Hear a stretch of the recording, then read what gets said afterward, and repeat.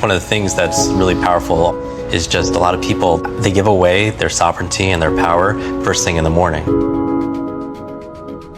The first thing in the morning, they'll pick up their phone and they'll check everything, because there's the way it's set up, right? They're getting their dopamine fixes and it's just really rewiring their brain. So it's training them just to be distracted all the time. How does one avoid falling into the trap of reaching right for the cell phone and letting the world dictate? I mean, I think I like really managing my first hour of the day and the last hour of the day, because that's where I could control. Like sometimes when you go to the office, things are going to hit you and such like that. But here, when you wake up, instead of reaching for your phone, right? Because first of all, I don't keep the phone actually, and I don't touch my phone the first hour. Because the problem is when you check for your email, for instance, all you're training yourself is just how to respond. You're reacting to everybody else's demands that they have for you, all their requests of the things that they're sending you. And so that's something that I don't want to train my brain to do. I meditate 20 minutes in the morning. I have a full glass of water. I plan my day. I just write down 3 business things that I want to be able to focus on, and then 3 personal things.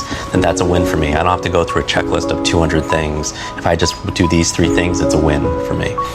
Even Will Smith, he says, if 2 most important things, just run and read every day. Do something physically and something mentally to be able to keep yourself engaged and active to it. There's so many distractions and there's so many enemies that are out there, and it's literally rewiring our brain. Even social media, the challenge is, with these terms like Facebook depression and everything. What's that? This is social media depression, because whereas everyone's looking at their feed and they're comparing their lives to other people, their highlights of other people's lives. And there's actually less life satisfaction, more sadness, depression, and stuff like that, because everyone's comparing themselves to other people, and it's a challenge. But more and more time is spent there. But these devices are created to literally jolt you with dopamine, give you these fixes, and also the other reason why you want to routine your life that's important is because a lot of people nowadays, in addition to the overload and the overwhelm we all feel from the demands, is something called decision fatigue. And decision fatigue is saying that, latest research is saying that you can only make a set amount of good decisions a day. And then after that, you can't.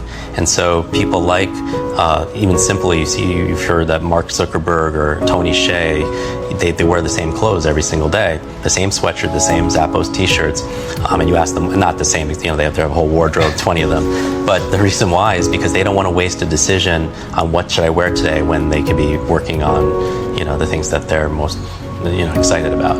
Do you think there really is a finite number of good decisions that you can make in a day? Okay, so I do believe that after a certain amount of focused effort, people suffer from mental fatigue, and that's where they make more mistakes.